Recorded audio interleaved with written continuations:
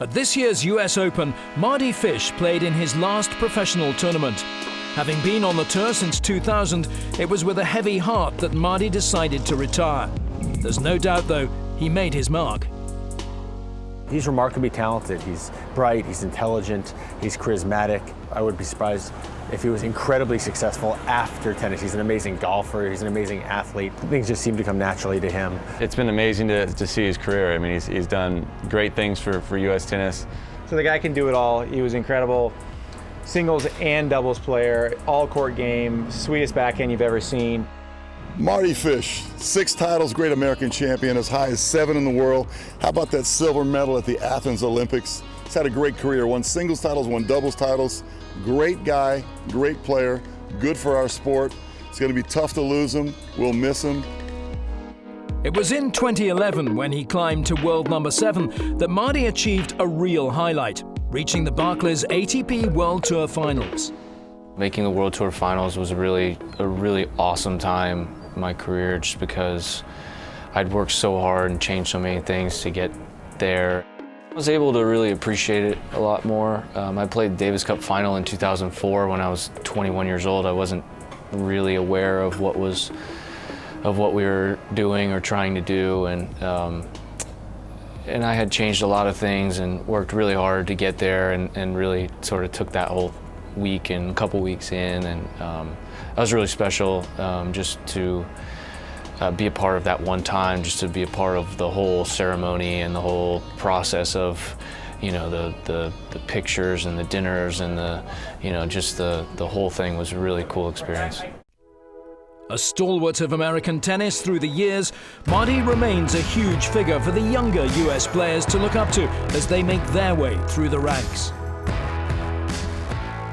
Being the #1 American, I know he took a lot of pride in that, but he also took a lot of pride in mentoring the next generation of American players. He's always been a good guy, always helped and mentored, as much as he can, and it's really appreciated. He's one of the first guys I ever practiced with as a ATP professional. So, and he's always been a close friend of mine. This game of tennis, you travel all the time, and it takes its toll mentally, and he was able to stay pretty strong, gets to top 10 towards the end of his career, and he had some great success. So you just kind of try and ask these guys a few questions and just kind of pick their brains a little bit for stuff that can help you in the future.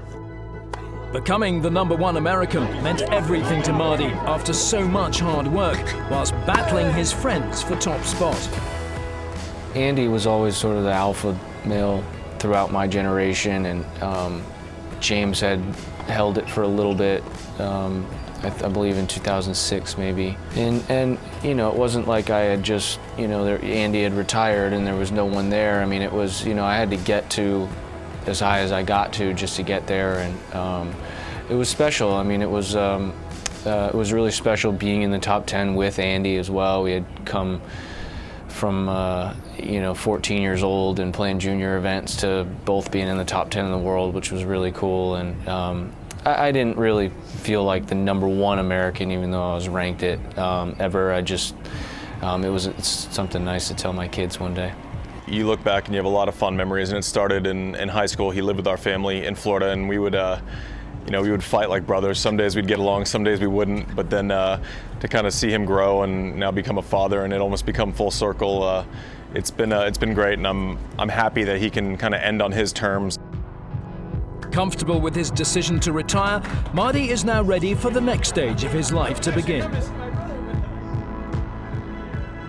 I still hope to stay within tennis and try to share some of my experiences and my knowledge with some of the younger players, or some of the players even that are still playing at a high level, just to help where I can and be a part of the USTA family. I'll still play some. I still want to get Andy on the court and on the seniors events and see, and so we can duke it out again, because I missed that part, and James as well. But yeah, I'll definitely stay within tennis and still be involved somewhat.